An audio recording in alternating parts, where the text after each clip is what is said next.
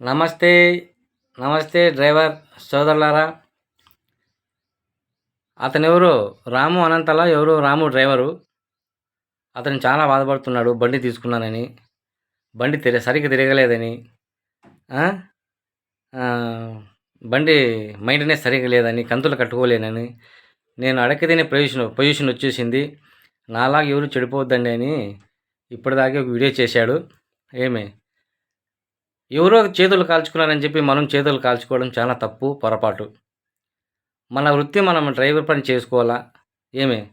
మనకు స్తోమత లేనప్పుడు లారీలు కొనకూడదు. మన డ్రైవింగే మనకు చాలు. ఎంత వస్తుందో అంతలోనే మనము కాలు సాపుకోవాలి. అది లారీలో ఉన్నోడికి సరిపోతుంది, బాగా డబ్బు ఉన్నోడికి బాగా సరిపోతుంది.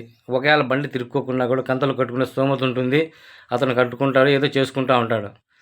మనకు వారిని చూసి వాడు 10 లారీలు పెట్టినాడు, 5 లారీలు పెట్టినాడు అని చెప్పి ఆశతో మనం లారీలు కొంటాం కదా, అది చాలా పొరపాటు. కొంతమందికి అచ్చుబాటు అవుతుంది, కొంతమందికి అచ్చుబాటు కాదు లారీ ఫీల్డు. అందుకే దయ ఉంచి ఎవరు రిస్క్లో పడద్దండి. ఉన్న దాంట్లో డ్రైవింగ్ చేసుకొని సురక్షితంగా ఉండండి.